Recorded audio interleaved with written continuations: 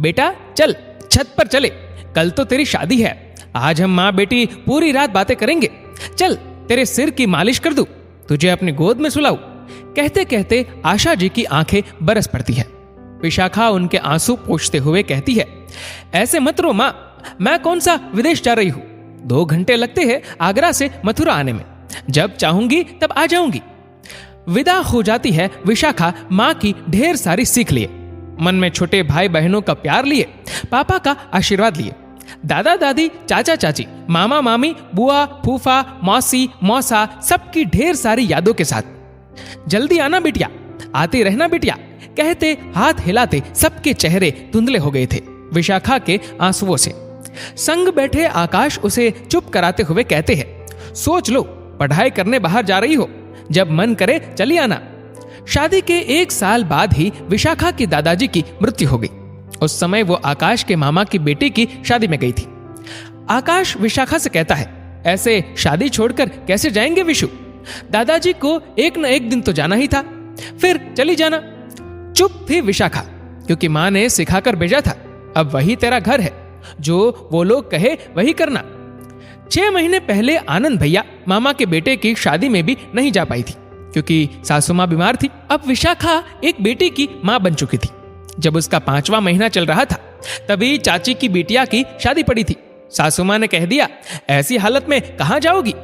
वो सोचती है, कैसी हालत, सुबह से लेकर शाम तक सब काम करती हूँ, ठीक तो हूँ। इस बार उसका बहुत मन था, इसलिए उसने आकाश से कहा, मम्मी जी से बात करे और उसे शादी में लेकर चले। चाची का फोन भी आया था आकाश के पास, तो उन्होंने कह दिया कि आप लोग जिद करेंगे तो मैं ले आऊंगा, लेकिन कुछ गड़बड़ हुई तो जिम्मेदारी आपकी होगी। फिर तो माँ ने ही मना कर दिया, रहने दे बेटा, कुछ भी हुआ तो तेरे ससुराल वाले बहुत नाराज हो जाएंगे। वैसे तो ससुराल में विशाखा को कोई कष्ट नहीं था, किसी चीज की कमी भी नहीं थी, फिर भी उसे लगता था जैसे उसे जिम्मेदारियों का मुकुट पहना दिया गया हो। उसके आने से पहले भी तो लोग बीमार पड़ते होंगे, तो कैसे संभलता था। उसके आने से पहले भी तो उनके घर में शादी ब्याह पड़ते होंगे, तो आज अगर वो किसी समारोह में न जाकर अपने मायके के समारोह में चली जाए तो क्या गलत हो जाएगा। दिन बीत रहे थे, कभी 4 दिन कभी 8 दिन के लिए वो अपने मायके जाती थी और बुझे मन से लौट आती थी। विशाखा के ननद की शादी ठीक हो गई है।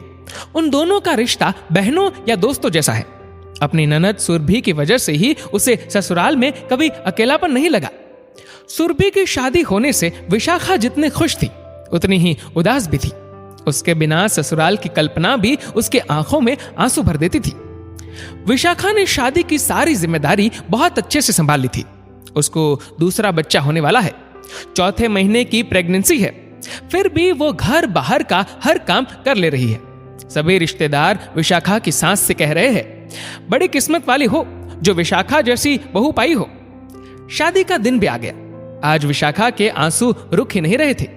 दोनों ननद भाभी एक दूसरे को पकड़े रो रही थी। तभी विशाखा की सास उसे समझाते हुए कहती है, ऐसे मत रो बेटा, कोई विदेश थोड़ी ही जा रही हो, जब चाहे तब आ जाना। तब सुरभि कहती है, नहीं माँ, जब दिल चाहे तब नहीं आ पाऊंगी। वो पूछती है, ऐसे क्यों कह रही हो बेटा, माँ के पास क्यों नहीं आओगी तुम। तब सुरभि कहती है, कैसे आऊंगी माँ, हो सकता है जब मेरा आने का मन करे तब मेरे ससुराल में कोई बीमार पड़ जाए, कभी किसी की शादी पड़ जाए, या कभी मेरा पति ही कह दे कि तुम अपने रिस्क पे जाओ, कुछ हुआ तो फिर मुझसे मत कहना। सब एकदम अवाक रह जाते हैं। वो लोग विशाखा की तरफ देखने लगते हैं। तभी सुरभि कहने लगती है, नहीं माँ, भाभी ने कभी मुझसे कुछ नहीं कहा, लेकिन मैंने देखा था उनकी सूजी हुई आंखों को जब उनके दादाजी की मौत पर आप लोग शादी का जश्न मना रहे थे। मैंने महसूस की है वो बेचैनी, जब आपको बुखार होने के चलते वो अपने भैया की शादी में नहीं जा पा रही थी। मैंने महसूस किया है उस घुटन को जब भैया ने उन्हें उनकी चाची की बेटी की शादी में जाने से मना कर दिया था। उन भैया ने जिन्होंने उनकी विदाई के वक्त कहा था, सोच लो तुम बाहर पढ़ने जा रही हो, जब मन करे तब आ जाना। आपको नहीं पता भैया, आपने भाभी का विश्वास तोड़ा है। कल को मेरे ससुराल वाले भी मुझे छोटे भैया की शादी में न आने दे तो सोचा है कभी आपने? पापा, हमारी गुड़िया तो आपकी जान है, कभी सोचा है आप सबने कल को पापा को कुछ हो जाए और गुड़िया के ससुराल वाले उसे न आने दे? कभी भाभी की जगह खुद को रखकर देखिएगा। एक लड़की अपने जीवन के 24-25 साल जिस घर में गुजारती है, जिन रिश्तों के प्यार की खुशबू से उनका जीवन भरा होता है, उसको उसी घर जाने, उन रिश्तों को महसूस करने से रोक दिया जाता है। मुझे माफ कर दीजिए भाभी, मैं आपके लिए कुछ नहीं कर पाई। जिन रिश्तों में बंद कर हम आपको अपने घर लाए थे, वही रिश्ते, वही बंधन आपकी बेड़ियां बन गए। और ये कहते कहते सुर भी विशाखा के गले लग जाती है। आज सबकी आंखें नम थी, सबके सिर अपनी गलतियों के बोझ से झुके हुए थे। दोस्तों, ये किसी एक घर की कहानी नहीं, बल्कि हर घर की यही कहानी है। हमारे देश के समाज में शादी होते ही लड़कियों की प्राथमिकताएं बदल दी जाती है। अपना परिवार, अपना घर ही पराया हो जाता है और उसे वहां जाने के लिए उसे दूसरों की आज्ञा लेनी पड़ती है। अगर हो सके तो इस वीडियो को ध्यान से सुनिएगा। आप सब भी इस पर गौर जरूर फरमाइएगा और हो सके तो बहू को उसके माता पिता के घर आने जाने की आजादी जरूर दीजिएगा। दोस्तों, इस वीडियो को लेकर आपकी क्या राय है, नीचे कमेंट करके जरूर बताएगा।